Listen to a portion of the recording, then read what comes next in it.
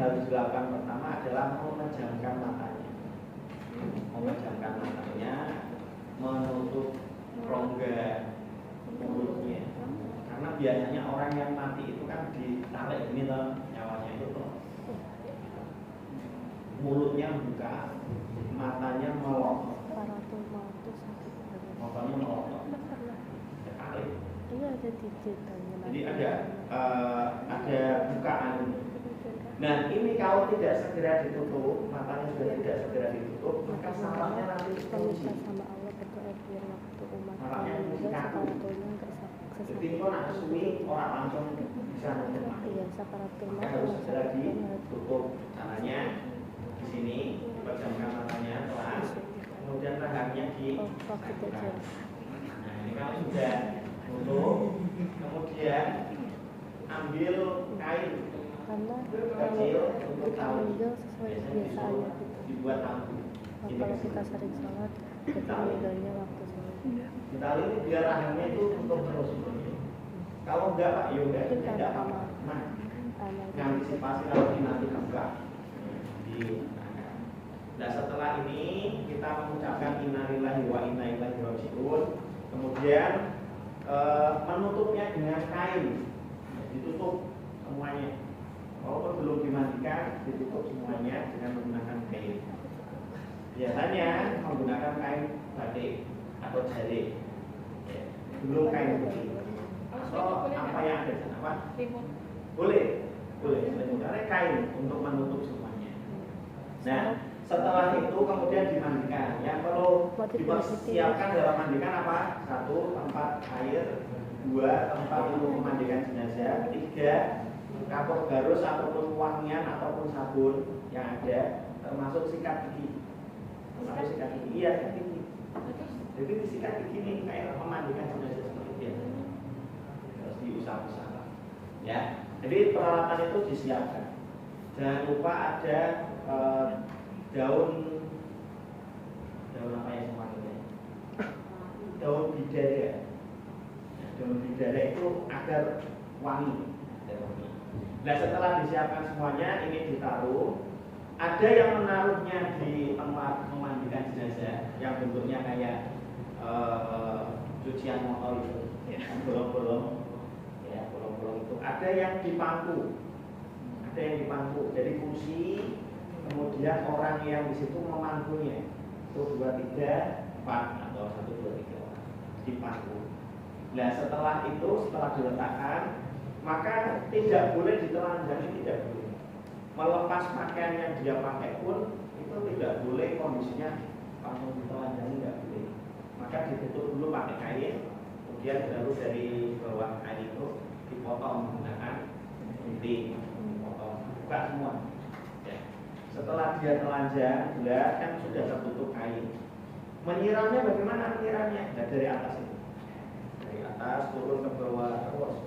Mengusapnya itu ya dari bawah. Misalkan ini kain, diusapnya dari bawah.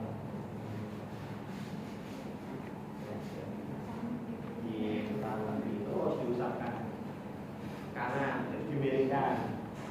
Nih, biar yang bagian bawah itu hilang kotorannya.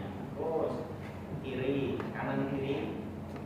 Terus, nah setelah ini dibersihkan semua, membersihkan rongga-rongganya, hidung, mulut dibersihkan semuanya, telinga semuanya dibersihkan, termasuk alat kelaminnya, dubur kubunya itu dibersihkan semua. Kalau dia sebelum meninggal sempat makan, maka ini perutnya harus ditekan, melahirkan itu tekan ke perut. Ini biar apa? Kotorannya keluar. Dibersih, sampai ditekan. Nah, sampai keluar. Nah, setelah keluar semua dibersihkan. Ya, pakai air lagi. Terus, nah setelah dibersihkan semuanya, kemudian diwudukan. Tapi kan sudah bersih. Wudu berarti apa yang diusap? Seperti 1, mukanya diusap, dan tangannya, pokoknya semua seperti kita berwudu. Nah, diusapkan mulutnya. Apa? Iya. kan wudu harus ini tak, nggak harus berkumur, masa berkumur ya. Berkumur itu sunah ya. Berkumur itu sunah. Jadi dibasuh semua. Setelah dibasuh semua lengkap, kemudian dibawa. Ya. Kenapa ketika memandikan itu harus sejenis, ya, diutamakan sejenis.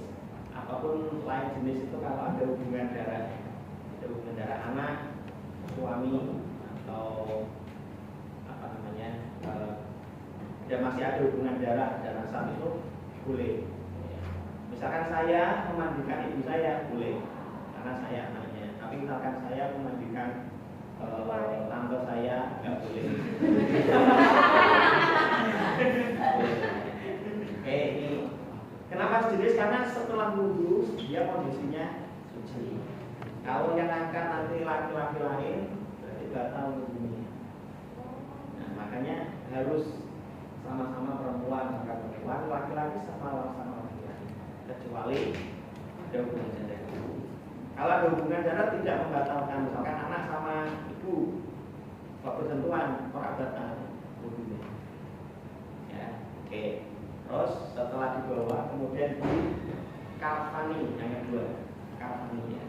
Kafaninya itu kafannya laki-laki ada tiga lapis, perempuan ada 5, perempuan ada 5. Jadi 35. Salah satunya nanti dibuat baju jenazah. Nah seperti ini. Baju jenazah itu dilobangi, ya, dilobangi untuk bisa masuk ke dalam kepalanya. Nah, dilobangi. Ini tanda sudah saya masukkan ya. Oke, dimasukkan.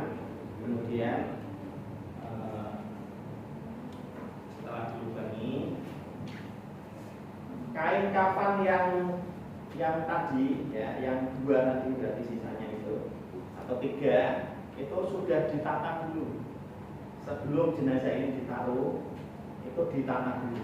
Nah, kemudian setelah ditaruh di atas kain kafan, maka kemudian dilipat. Lipatnya dari mana dulu? Dari kanan dulu. Nah, ini kanan 1 ke sini. Nah, terus pakai, lalu yang kiri. Kanan lagi, kiri. Jadi berbolak-balik.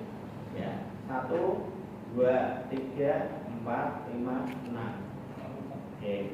Tidak sini semua 3 langsung ke sini, 3 langsung ke sini tidak, tapi berlipat-lipat.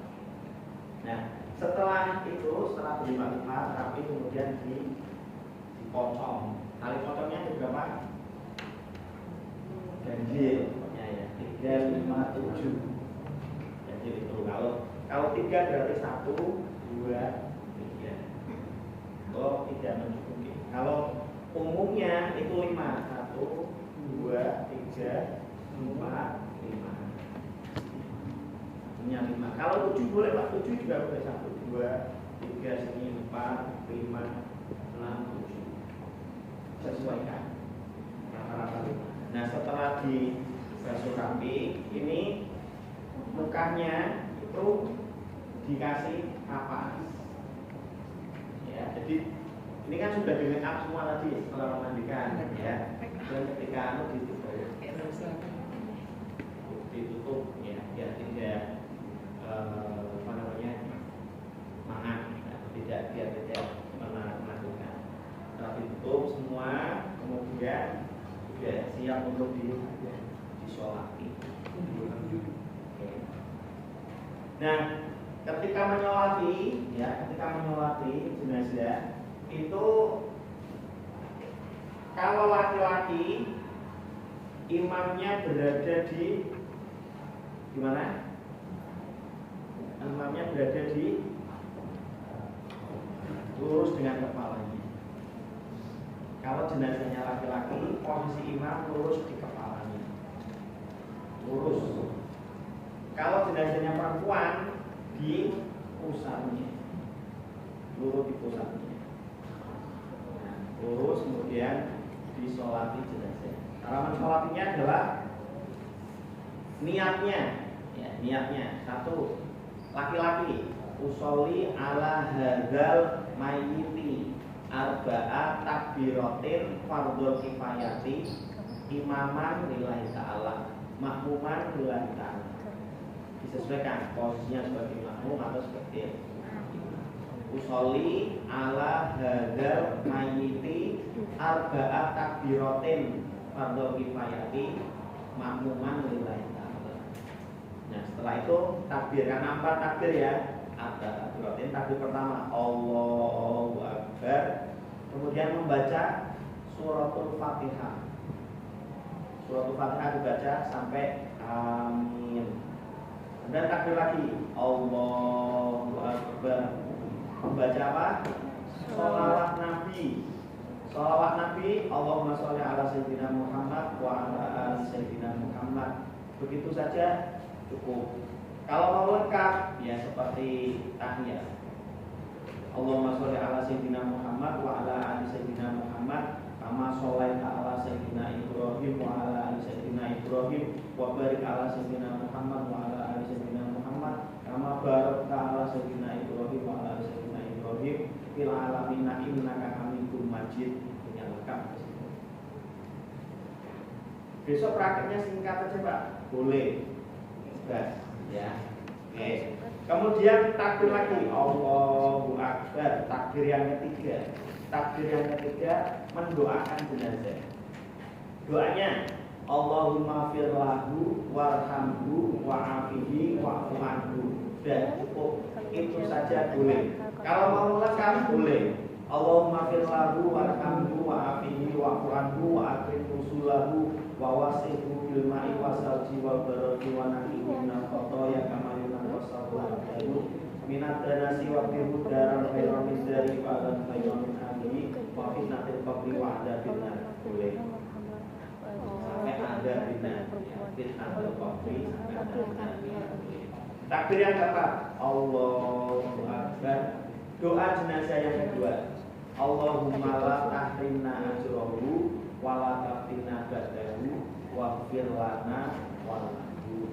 Kemudian salam, assalamualaikum warahmatullahi wabarakatuh.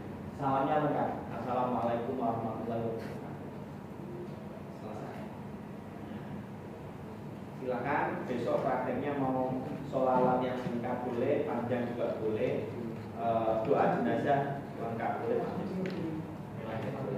Pak, nilainya sama atau beda? Nilainya ya kalau yang lengkap ya lebih plus kan gitu.